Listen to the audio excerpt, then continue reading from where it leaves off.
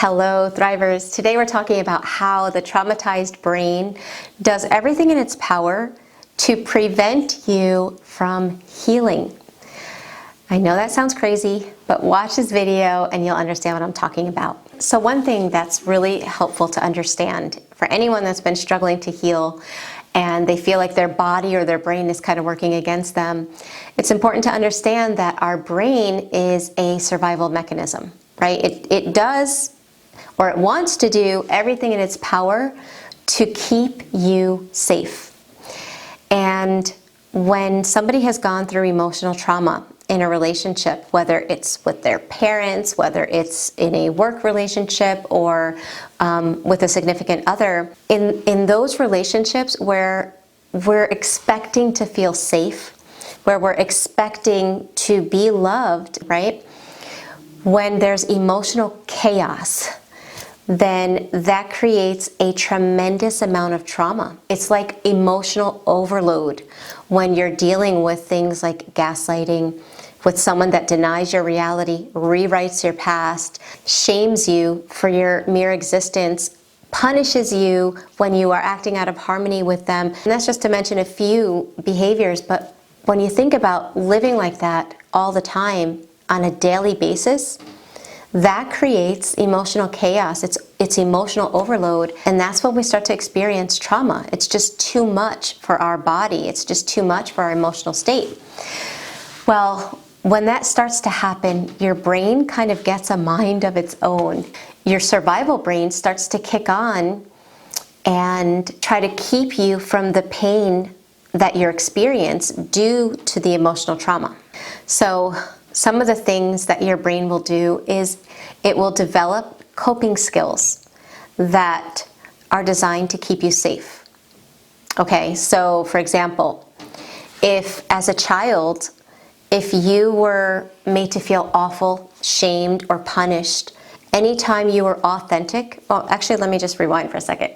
If you were shamed or punished or made to feel awful anytime you were upset or angry. Let's use that one because I see it a lot with my clients.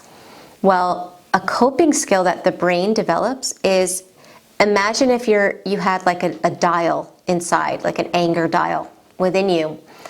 It will turn that dial off, or at least it will turn it down to 1 or 0 in an effort to keep you safe. If getting upset causes shame, causes the people that are supposed to take care of you to emotionally abandon you, which is traumatic for a child, then your brain will dial down, allowing you to feel upset or angry or express it. Another coping skill is being overly focused on finding the secret formula to make this person happy. In other words, for a child, and I'm sorry about all of that noise, there's a storm outside, but anyway, for a child to be rejected by their parents, by people that are supposed to be loving them, but not only that, people that they're dependent on for survival, that is so traumatic that the child develops this coping skill of finding the right formula, trying to please, overly focusing on what they can do, putting all of their focus external on trying to make that person happy. So they're so busy doing and doing and doing that they're not feeling the pain of the emotional abandonment.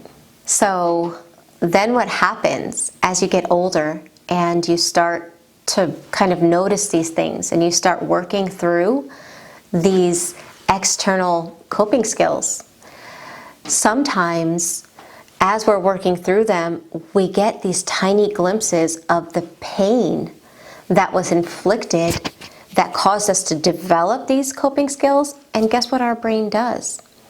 It starts throwing us into this overly focused external behaviors again, because it thinks it's keeping us safe by not allowing us to see that pain, by not allowing us to kind of embrace it, resolve it, and release it. And some other things that our brain does that to try to keep us from the trauma, which unfortunately keeps us from healing and feeling like we're moving forward, is it will keep our focus on the story. In my face-to-face coaching, sometimes I'm talking with clients and they're telling me about what happened to them throughout their life. And they can tell me what happened in so much detail, like detail that you would not expect somebody to be able to have. I always sneeze when I record. Sorry, I never sneeze, but I always sneeze when I'm recording. Okay. Anyway, so they're focused on the detail. Okay, trauma loves you to be focused on the detail because guess what? When you are focusing on what that person did, what they said, the expression in their face, what they were wearing, the smells that you smelled at that time, the way your hair looked, and all this detail, guess what you're not focused on? You're not focused on the pain, the trauma, the core wounds that were going on inside of you. And I see a lot of people stuck in this part of healing where they are so focused on the story that they aren't feeling their feelings. They're in their mind, they're in their head with story.